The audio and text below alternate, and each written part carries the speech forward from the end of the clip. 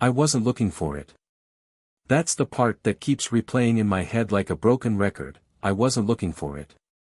When I opened her laptop that night, all I wanted was to check my email because my phone was dead. She was in the shower, and her laptop was sitting there on the coffee table, screen still glowing softly. Harmless. Innocent. Or so I thought. I should have stopped when I saw her email inbox open. That's what a trusting husband would have done, right? Scrolled to the bottom, clicked sign out, and carried on. But something about the little notification in the corner caught my eye. A message from someone named Elliot. The subject line read, "Can't stop thinking about you."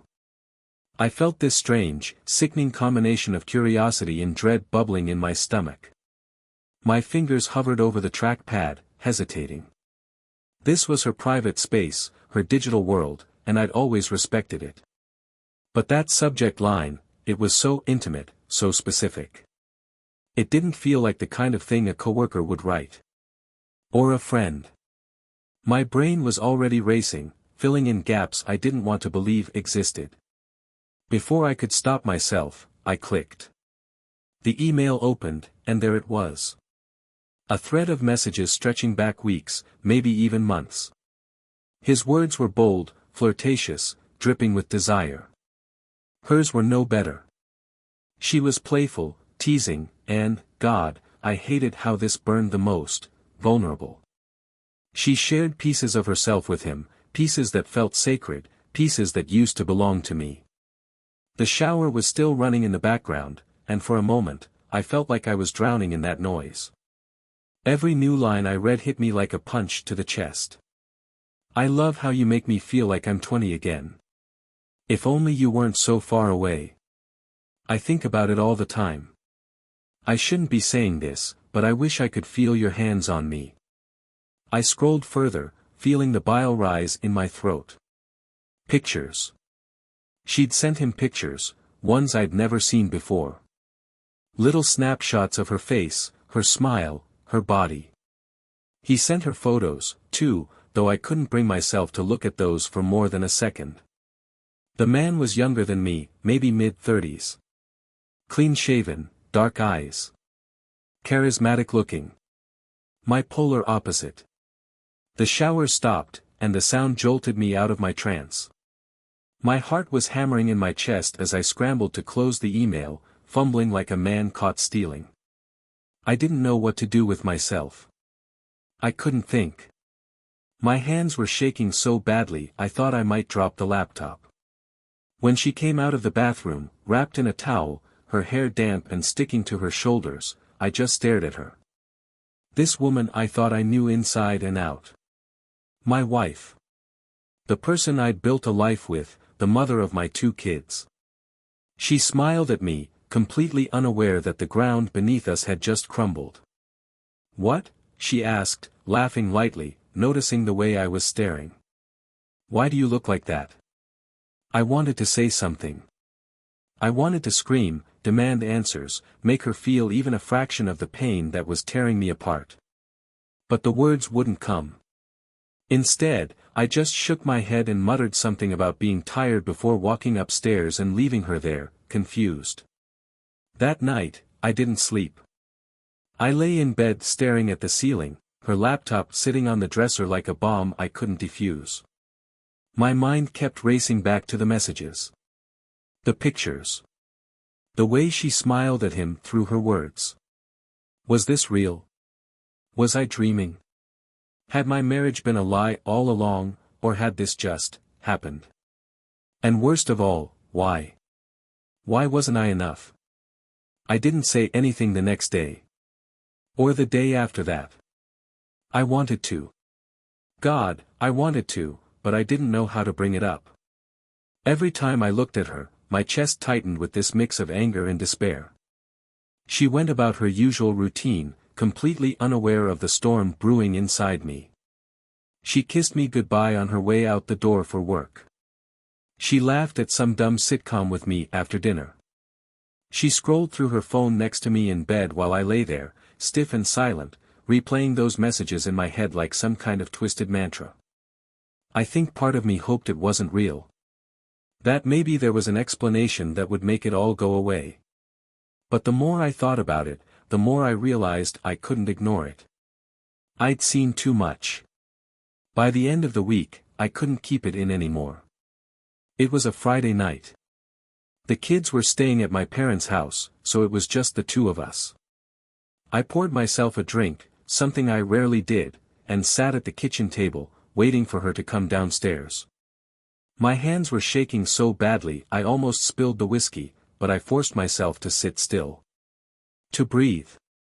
She walked into the room wearing sweatpants and one of my old t-shirts, her hair pulled up into a messy bun. She looked so normal. So comfortable. And for a second, I hated her for it. How could she look so at ease when my entire world had been shattered? "Hey," she said, stopping in the doorway when she saw me. "You okay? You've been kind of quiet this week." I gestured to the chair across from me.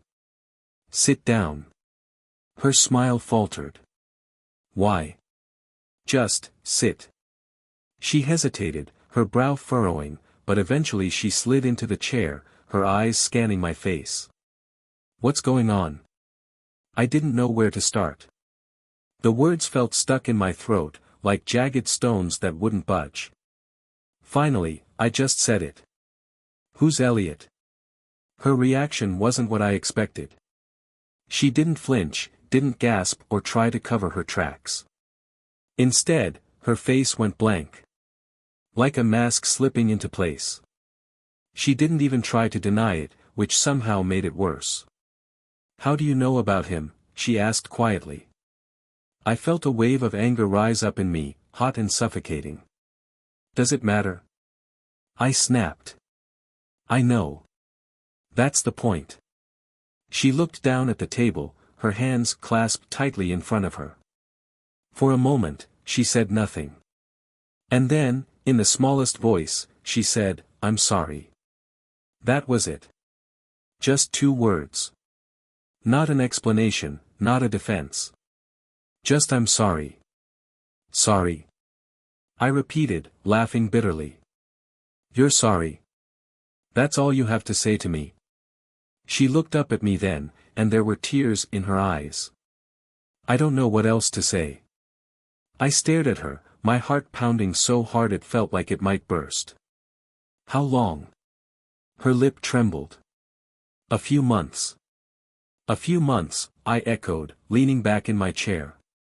"And what, you didn't think I'd find out? You thought you could just keep this little secret forever?" She shook her head, her voice breaking.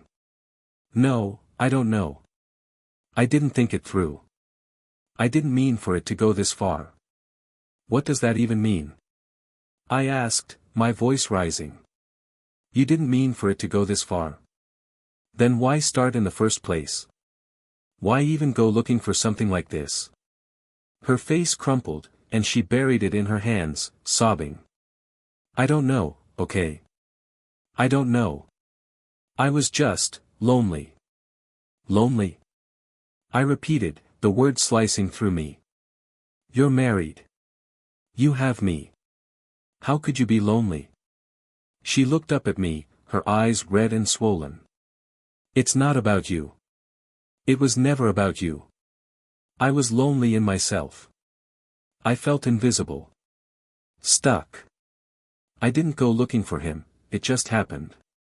I thought it was harmless at first, but then," she trailed off, her voice cracking. "But then it wasn't harmless anymore," I finished for her. She nodded, tears streaming down her face. I wanted to yell at her. To scream. To tell her how selfish she was, how much she'd hurt me, how I'd never look at her the same way again. But all I could feel was this aching, crushing weight pressing down on my chest. Because the truth was, I didn't know if I'd been blind to her pain, or if she'd simply chosen to hide it from me. Maybe it was both. "Did you love him?" I asked finally, my voice barely above a whisper. She froze, her expression raw and broken. "No," she said quickly. "No, it wasn't like that. I didn't love him. I loved the way he made me feel. Like I mattered. I sat back, staring at her, my hands clenched into fists. I didn't know what hurt more, her betrayal, or the fact that I hadn't been the one to make her feel that way. I didn't leave that night. I don't know why. Maybe I was too tired. Too stunned. Too broken to even think about where I'd go or what I'd say if I walked out that door. So I stayed. We didn't talk after the confrontation, not really. She cried for a long time at the kitchen table, her sobs soft and jagged, while I sat there in silence, staring at the grain of the wood like it held answers I couldn't find in her eyes. Eventually, she went upstairs. I heard the bedroom door close softly behind her. And I stayed where I was, gripping my drink like it was the only thing tethering me to reality.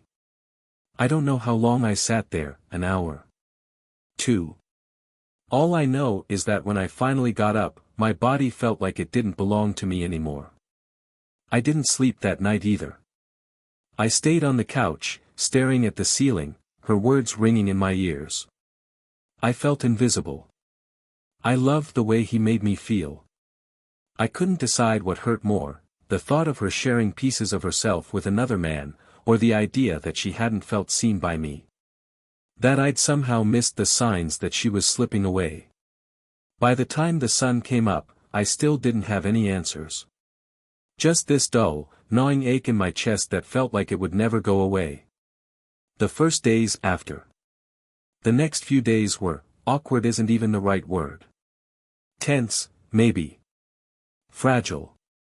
Like we were walking on glass, afraid to speak too loudly or move too quickly, because everything could shatter at any moment.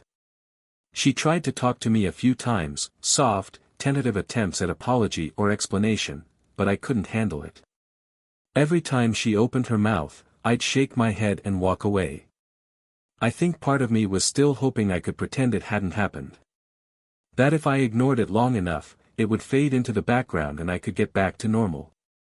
But the thing is, there was no going back to normal. Not after this. I found myself obsessing over the messages. Over him. Over her. Who was this man to her, really? Some random guy on the internet, or something more? Did he know she was married? Did he care? Did she? And what the hell did I do wrong to make her want to turn to someone else in the first place? The questions were like poison, eating away at me. At one point, I found myself opening her laptop again, scrolling through the emails I hadn't been able to bring myself to delete. I told myself I was just trying to understand. To get some kind of closure. But it felt more like picking at a wound, tearing it open over and over again just to see if it would hurt the same way every time. And it did. It hurt. The emails were gone, though. She must have deleted them after I confronted her. But that didn't stop me from imagining all the things she might have said to him. All the things she might have done. I even considered messaging him. Reaching out to this Elliot to tell him exactly what kind of destruction he'd caused in my life. But I didn't. Because deep down, I knew he wasn't the one I was really angry at. It wasn't his betrayal that was keeping me up at night. It was hers. The kids. The hardest part was pretending everything was fine around the kids. They came home Sunday afternoon, bounding through the door with their little backpacks and stories about how grandma let them eat too many cookies. I forced myself to smile, to hug them, to laugh at their jokes and ask them about their weekend. She was good at it, too. Smiling, pretending. She moved around the kitchen like nothing had happened, packing their lunches for Monday and helping our youngest with her homework. But every once in a while, our eyes would meet across the room, and the weight of it all would settle between us like a physical thing. I think that was the worst part, how easily we could slip into the roles we'd been playing for years, even when everything underneath was falling apart. That night, after the kids were asleep, she sat down next to me on the couch. For a while, we didn't say anything. We just sat there in the dark, the only light coming from the muted TV. Finally, she broke the silence. Do you think you can ever forgive me? She asked, her voice barely audible. I didn't answer right away. I didn't know how to. Forgiveness felt like this impossible, insurmountable thing in that moment, like a mountain I wasn't strong enough to climb. I don't know, I said finally, my voice flat. I don't know if I can. She nodded, her face crumpling. But she didn't cry this time. I think she was out of tears. I want to try, she said. I'll do whatever it takes. Therapy. Counseling. I'll delete my accounts, block him, whatever you want. Just, please, don't give up on us. I looked at her, really looked at her, and for the first time, I saw how broken she was too. How scared. How much she hated herself for what she'd done. But even then, I wasn't sure it was enough. I wasn't sure we were enough. The question. That night, I sat up late again, staring out the window while she slept upstairs. And for the first time, I let myself really ask the question that had been clawing at the back of my mind since the moment I opened that email.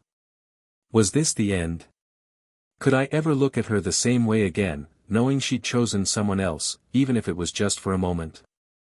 Could I trust her, knowing how easy it had been for her to lie to me, to hide a whole other life in the glow of a screen? Or was this just the beginning of something new? Something different? Something scarred, but maybe salvageable? I didn't have the answers that night. But I knew one thing for sure, whatever came next, it wasn't going to be easy. The morning after she said she wanted to try, I sat in my car for a long time before heading to work. I didn't even start the engine, I just sat there, gripping the steering wheel, staring at the empty driveway. The words she'd said the night before kept replaying in my head. Don't give up on us. Us. I wasn't even sure what us was anymore. I wasn't sure if I wanted to hold on to it, or if I even had the strength to. The truth is, there's no handbook for something like this. No roadmap for how to put yourself back together when the person you trusted most is the one who broke you. When I finally made it to the office, I was a wreck. I didn't get much done. Every time I tried to focus on an email or a project, my brain dragged me back to her, to Elliot, to the pieces of my life that suddenly didn't make sense anymore. I found myself replaying moments from our marriage, scanning them for signs I might have missed. The nights she stayed up late on her laptop while I went to bed alone. The mornings when she seemed a little distracted, her phone always in her hand. The way she smiled less when she looked at me. Had I been blind? Or had she been that good at hiding it? That evening, when I got home, she was waiting for me. Her laptop was gone, I noticed that immediately, and so was her phone. She handed it to me as soon as I walked through the door. I deleted everything, she said quietly. The dating app, the emails, his number. It's gone. I stared at the phone in her hand. It was an olive branch, a peace offering. A sign she was serious about trying to make this work. But it didn't feel like enough. Nothing she did felt like enough. I don't want your phone, I said, my voice sharper than I intended. She flinched, pulling it back, and I immediately felt a twinge of guilt. But then I reminded myself that I wasn't the one who'd done this. I wasn't the one who destroyed us. I want to go to therapy, she said, her voice trembling. Couples therapy. Please. I'll do anything you want. I didn't respond right away. I just walked past her into the kitchen, dropping my keys on the counter. She followed me, standing in the doorway, waiting for me to say something, anything. Finally, I turned to face her. You don't get to decide how this goes, I said. Not anymore. You don't get to just fix things because you feel guilty. That's not how this works. She nodded, tears welling up in her eyes. I know. I want to try. I want to make it right. But that was the thing. She couldn't make it right. No matter what she did, no matter how many therapy sessions we went to or how many promises she made, she couldn't undo what had happened. She couldn't take back the fact that she'd chosen someone else, someone who wasn't me. Therapy. I agreed to the therapy, though. Not because I thought it would fix things, but because I didn't know what else to do. Part of me felt like I owed it to our kids to at least try. To give her the chance to explain herself, to dig into why she'd done what she'd done. The first session was brutal. The therapist, a calm, soft-spoken woman named Janice, asked us to talk about why we were there, and the moment I opened my mouth, everything came spilling out. The messages. The pictures. The way she'd made me feel like I wasn't enough. Like I'd never been enough. She cried the whole time. I could barely look at her. When it was her turn to talk, she didn't defend herself. She didn't make excuses. She just kept saying how sorry she was, how ashamed she felt, how she'd never meant to hurt me. I didn't do it because I don't love you, she said. I did it because I didn't know how to love myself anymore. That hit me harder than I expected. Because as much as I wanted to hate her, as much as I wanted to paint her as the villain in all of this, I couldn't ignore the pain in her voice. The way she seemed just as lost as I was. I felt stuck, she continued. Like I wasn't enough. Like I wasn't alive. And then he came along, and it felt so easy to talk to him. It wasn't supposed to mean anything, but then it did, and I didn't know how to stop. Her voice cracked, and she wiped at her eyes with shaking hands. I hate myself for what I did. I hate that I hurt you. And if you want to leave, I understand. But I don't want you to. I want to fight for this.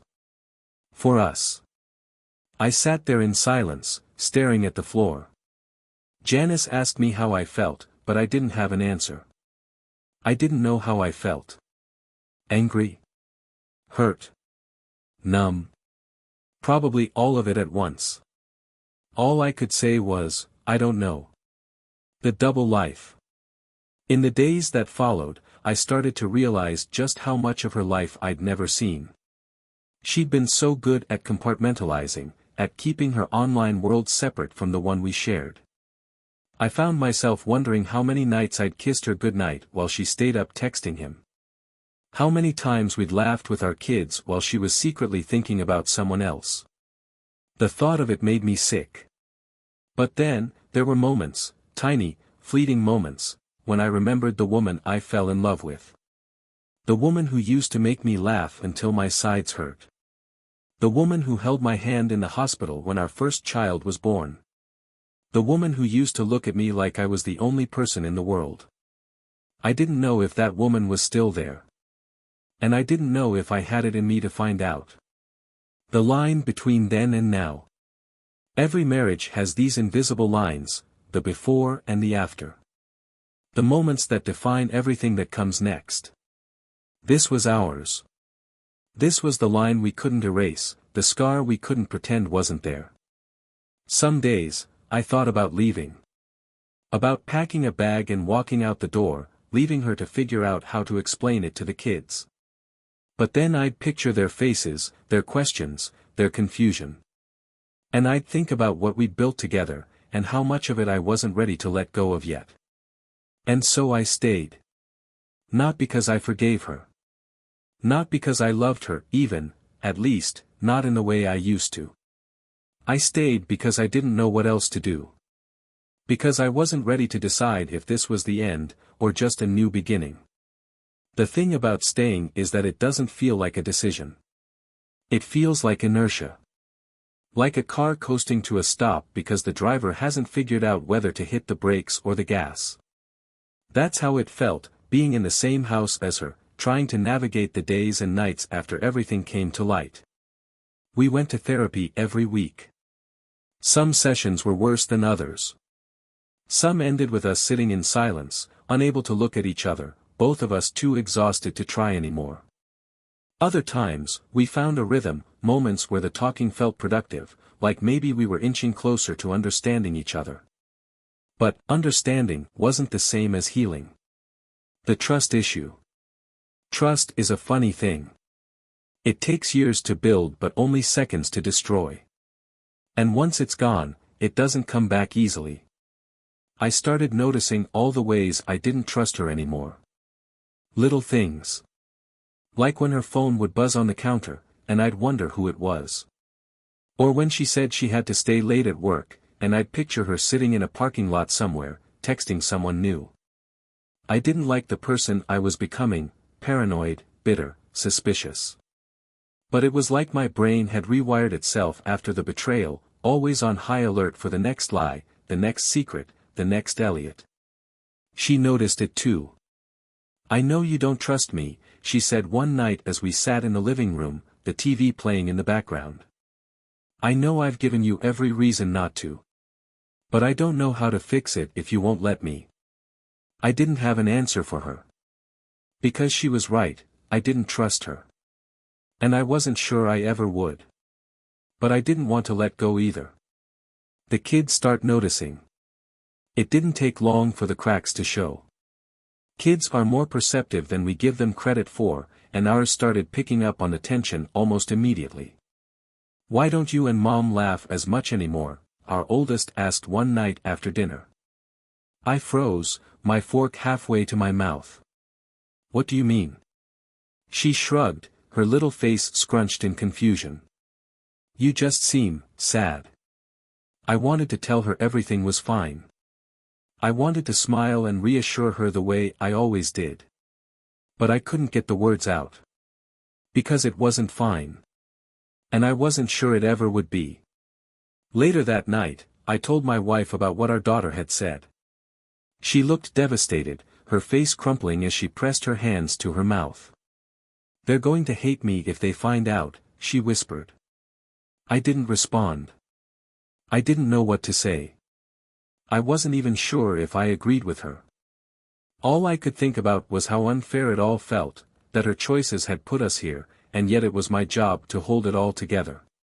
To protect the kids, to shield them from the fallout of something they didn't even understand.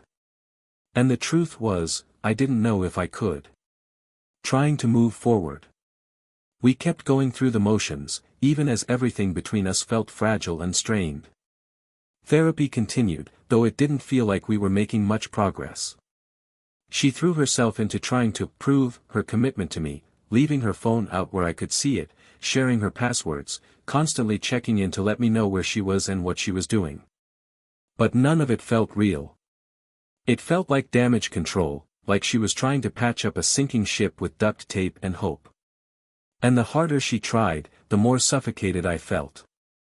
One night, after another long, fruitless therapy session, I finally told her the truth.